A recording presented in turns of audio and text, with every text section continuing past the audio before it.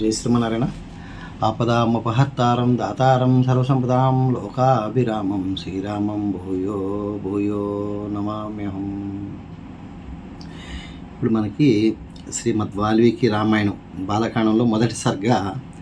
ఈ యొక్క మొదటి సర్గలో మొదటి శ్లోకంతో మనకి ఈ యొక్క నారద మహర్షి వాల్మీకి రామాయణాన్ని సంక్షిప్తంగా తెలియజేశారన్నమాట. ఈ మొదటి శ్లోకం ఏం చెప్పారు? ఓం తపస్వాధ్వాయ నిరతం తపస్వి వాగ్విదంబరం నారదం పరిప్రప్చ వాల్మీకి మునిపుంగమం. అంటే వాల్మీకి మహర్షి కుతూహలంగా ఉన్నాడు రాయాలని. భగవంతుడి యొక్క గొప్ప చరిత్ర ఏముందో ఆయనకి రాయాలి. భగవంతుడిని దానిలోనే ఉండాలంటే ఏం చేయాలి? భగవంతుడి కథలు వినాలి, భగవంతుడి గురించి తెలుసుకోవాలి, భగవంతుడి కూడా రాయాలి. గొప్ప విషయం లోకానికి అందించాలి. మనకన్నా ఇప్పుడు పళ్ళు చెట్టు ఏం చేస్తుంది? ఒక మామిడి పండు చెట్టు 10 మందికి మామిడి పళ్ళు వేయాలని చూస్తుంది. పళ్ళన్నీ కూడా తన సొంతంగా ఏ చెట్టు పళ్ళు తినవు.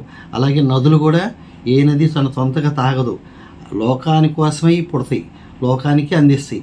అట్లాగే ఈయన వాల్మీకి మహర్షి కూడా లోకానికి ఒక ఆదర్శ పురుషుని తెలియజేయాలని చెప్పని అని ఒక కుతూహలంతో ఈ నారదుడిని అడుగుతున్నామట.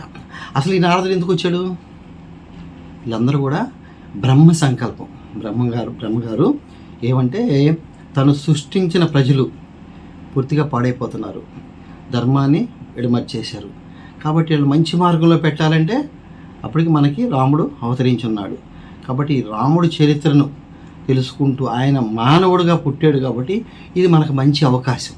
మానవుడిగా పుట్టి ధర్మాన్ని పాటించి అందరికీ ధర్మం ఎలా ఉండాలి, మానవ అన్నదమ్ముడిగా ఎలా ఉండాలి, ఒక భార్యతో ఎలా ఉండాలి, తండ్రితో ఎలా ఉండాలి, అలాగే సోదరులతో ఎలా ఉండాలి, అలాగే మిత్రులతో ఎలా ఉండాలి, ఎన్ని సంబంధాలు, శత్రువుతో ఎలా ఉండాలి, ఇన్ని రకాలైనటువంటి మనిషి ఇన్ని రకాలు ఎలా ఉండాలో లోకానికి తెలియచేయడానికి భూమి మీదకి వచ్చాడు.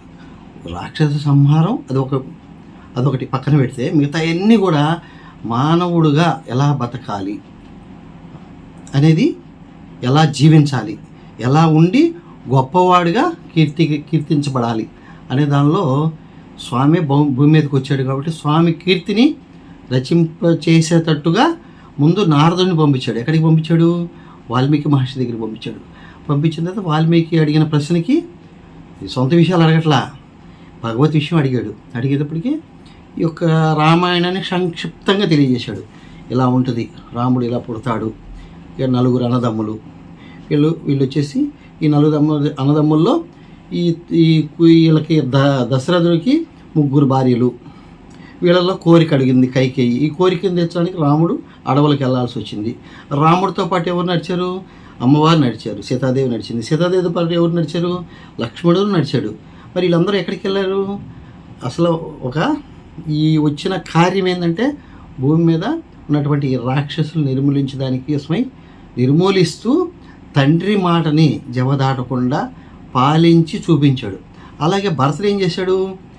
అన్నదమ్ములు, ఇప్పుడు అన్న వెళ్ళిపోయాడు, తమ్ముడు హాయిగా తన తల్లి కోరింది కదా, తన పాలన చేయొచ్చుగా శుభ్రంగా, నాకు అన్నతో పనిలేదని.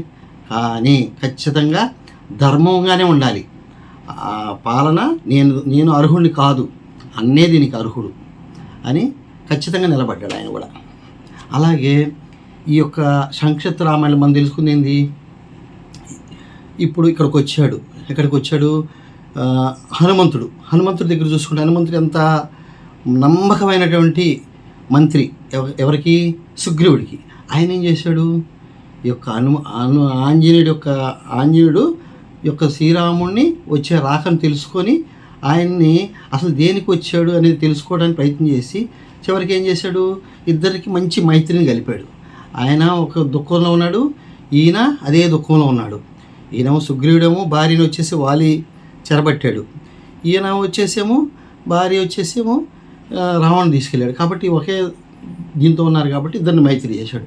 మైత్రి చేస్తే జరిగిన లాభం ఏంది? ముందు రాముడు కన్నా సుగ్రీవుడికి రాజు అయ్యాడు, వాలిని హతమార్చాడు, సుగ్రీవుడు రాజు అయ్యాడు. అలాగే మళ్ళీ ఇంకా ముందుకెళ్తా ఉంటే ఎవరు? విభీషణుడు ఏంది? విభీషణుడు కూడా అన్నని ధిక్కరించాడు. ఎందుకు ధిక్కరించాడంటే అన్న నీతి తప్పాడు, ధర్మం తప్పాడు. ఎంత రాజైనా ఒక పద్ధతి లేకుండా పోయింది, ఆడవాళ్ళని చెరపెడతాం, ఇవన్నీ చేస్తున్నాడు. ఇవన్నిటినీ ఈయనకి ఇష్టం లేదు, ఈయనకి నచ్చలేదు. రాక్షస కులంలో పుట్టినప్పటికీ కూడా ఆయనకి తనకు ఒక ధర్మం లేదు కాబట్టి తను బయటకు వచ్చేసాడు. బయటకు వచ్చేసి ఏం చేశాడు, శ్రీరాముడిని శరణు వేడాడు. ఎప్పుడైతే శ్రీరాముడిని శరణు వేడితే ఏం చేశాడు శ్రీరాముడు, అప్పుడే సముద్రం దగ్గరికి వచ్చి నీళ్లు తీసి ఆయనకి పట్టాభిషేకం చేశాడు. అంటే ఒకసారి ముందే పట్టాభిషేకం చేశాడు అంటే అతనికి ఖచ్చితంగా ఆ కిరీటం ఆయన నెత్తి మీద ఉన్నట్టే. కాబట్టి ఆ విధంగా విభీషణుడు ఏం చేశాడు, రావణాసురుని హతమార్చాడు, విభీషణుని పట్టం కట్టాడు. ఇక్కడ కూడా లోకానికి మేలే చేశాడు. ఈ అందరికి అయినాక చివరికి తను పట్టాభిషేకం చేసుకున్నాడు. కాబట్టి లోకానికి రాముడు ఎంతో ఆదర్శమూర్తి అని ఈ యొక్క నారదుడు వాల్మీకి ఈ రామాయణాన్ని సంక్షిప్తంగా తెలియజేశాడు. కాబట్టి ఈ మొదటి సర్గలో ఇదంతా కూడా సంక్షిప్త రామాయణం కిందకు వస్తుంది. ఇక మనకు వచ్చే రామాయణం అంతా కూడా ప్రతి క్షణం ప్రతి నిమిషం ఏం జరుగుతుందో దీనిలో మనం తెలుసుకోవచ్చు. రెండో సర్గ నుంచి ఈ రెండో సర్గ వచ్చేటప్పటికీ మనకి